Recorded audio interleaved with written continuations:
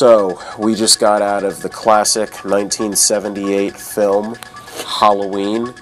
Anybody want to throw up that IMDb? We really don't even need it, because it's such a small cast, but Donald Pleasant, Jamie Lee Curtis, P.J. Souls.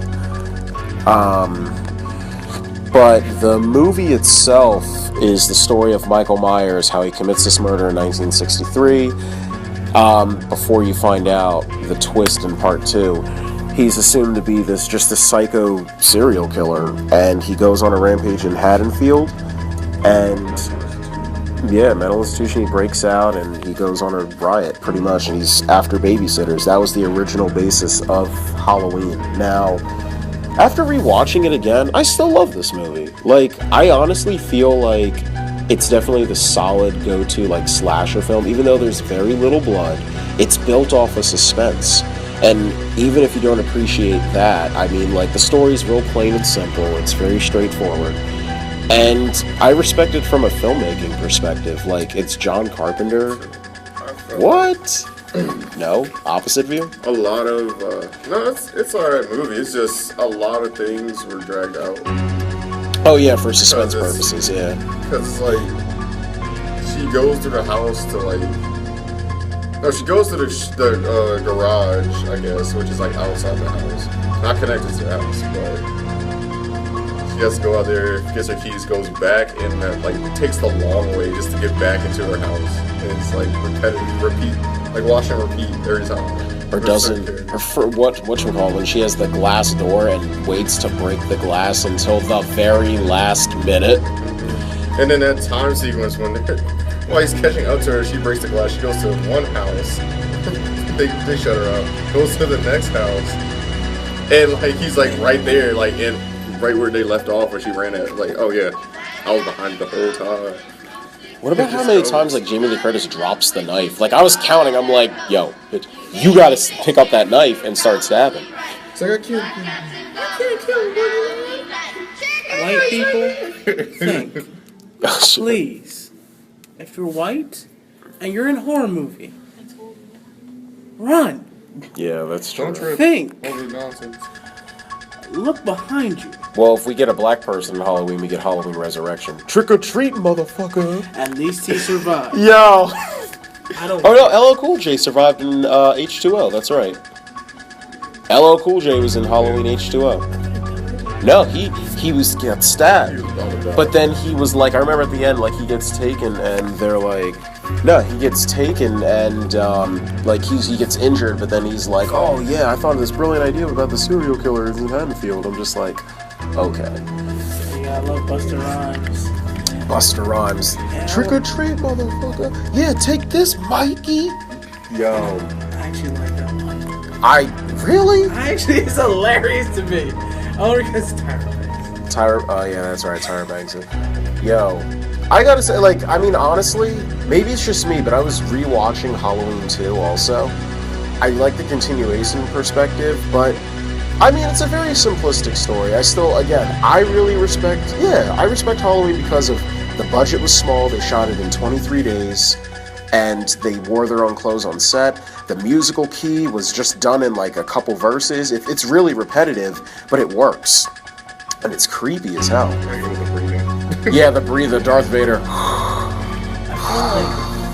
feel like you have the sequences that are, like, really dragged out. Yeah. And it's only to fill up time because it's only a 91-minute movie. Oh yeah, it's extremely short. So, like, if you could cut about 20 minutes from all the really all the slow walking, all the repetitive stuff, going back and forth, and just, like, some of the suspense. Do this in, like, 70 minutes. Oh, probably, maybe even less. Yeah. I mean, if you really take out all the suspense, like, if Halloween was made today and you had to take the same footage that was used in this and you had to edit it, it would no lie be like a 30-minute special. Maybe 45 minutes. Maybe, but I mean, like, again, it's based off of that tension and suspense. That's what makes the movie. It's not the gore, it's not the blood, it's just old-fashioned slasher horror. There ain't no gore. No, there's not. Very little blood. But I will say this, and I might...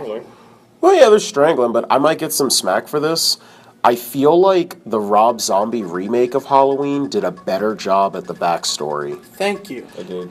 Because, I mean, for starters, it's creepy and it's violent, and I mean, that's just sick and twisted, like the whole. But this was like, why would this kid? There's really no motivation. Dead animals. I Yeah. like the Rob Zombie ones because you killed Loomis in the second one. I don't know about Halloween 2 with Rob Zombie, but Halloween 1, I see your point. I would say pick and choose.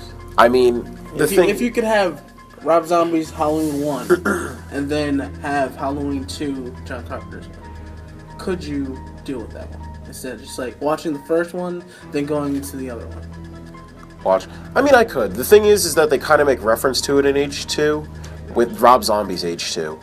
Because they show the, like, in the dream kind of sequence where Laurie's in the hospital, I'm like, oh, and from the trailers, I really thought, like, this is what they're going to do. But here's how I see it. I think the second half of this movie, like, basically right after the murder takes place and the built-up to it, basically when the babysitters are taking care of the kids, all right? Yeah.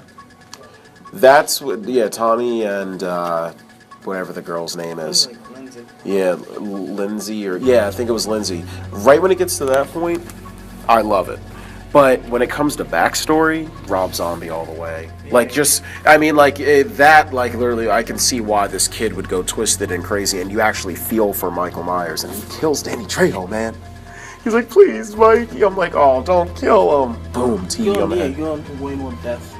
But, I don't know, like, what do you have to say, The Skulldugger? doctor dude, like, I like his acting. Oh, Loomis? Donald Pleasant? Oh, yeah, he's hands down better than Michael McDonald. Like, just, I don't know. And I met him in person. That was cool. Yeah. Just had that creepy feel. Like all I could think of was the Boondock scene with La Milton. Oh, Because it's just a parody of that, pretty much, from the Halloween thing. yeah, that's true. It's like, oh no, he has the demon's eyes, the devil's eyes. Don't go to that house. Do you actually know what that mask is based off of? It's a William Shatner mask, because they had such a low budget. What they did is they took a William Shatner mask from Star Trek, and they just got rid of all the facial details, and they put hair on it. Actually, I think the hair was still attached to it. They just messed it up, painted it white, and that's the Michael Myers.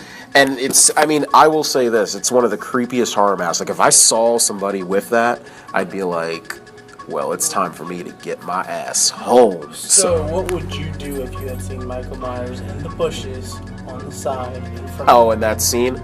Okay. First off, if somebody told me Michael Myers was there, I would turn the other way. Simple as that. Like, who does, like, oh yeah, your friends here? Like, I was just, like, some of the people do stupid things in this movie. They did some clever work with The window. the phone. I like the phone scene.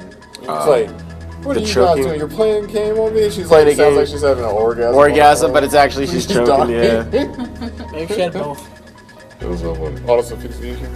Autoerotic. Oh, what about Michael Myers, like, stash? He puts everybody, I love how, like, horror movie, like, how the villains are, like, He's in an the artist, slashes. I keep telling you. He is, like, I'm like, every horror, like, if you really think about it, Jason does the same thing. I don't think, yeah, Jason's the only one to really. Freddy does stuff.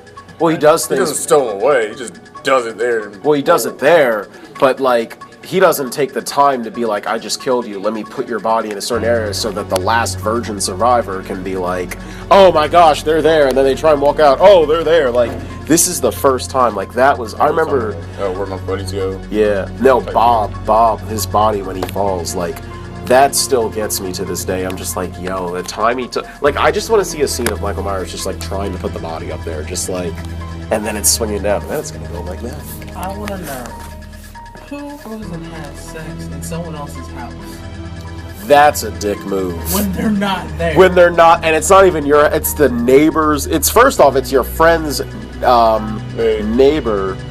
Oh, damn.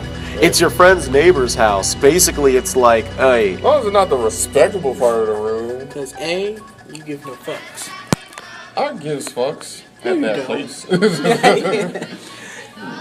What did Scream tell us about horror movies? You never say, I'll be right back. No sex, no drinking or alcohol, no drinking or drugs. Oh, fuck that. I'm going to So die either if way- I'm having sex. So we're all dying anyway. So. Yeah, that's true.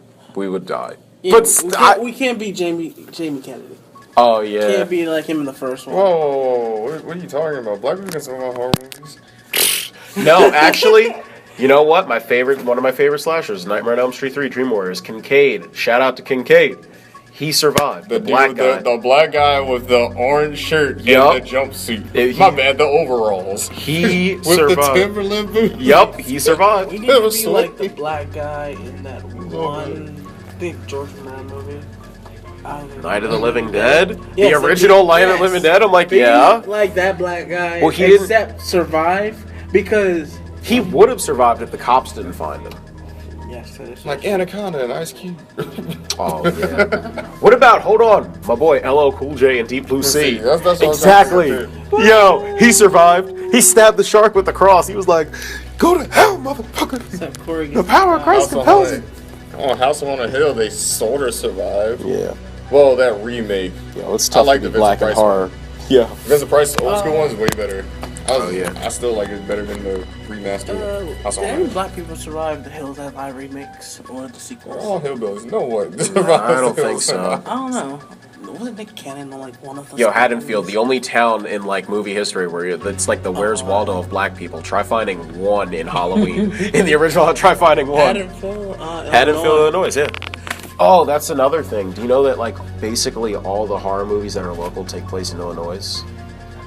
Friday the 13th. No. Candyman? That's Jersey. No, I know. Candyman 2. Nightmare on Elm Street. That takes place in Illinois. Because Candyman 2 or 3, I think, was based around like Mardi Gras. For real? Oh, yeah, you're right. Yeah, we need to go take a trip to Hope, New Jersey one day.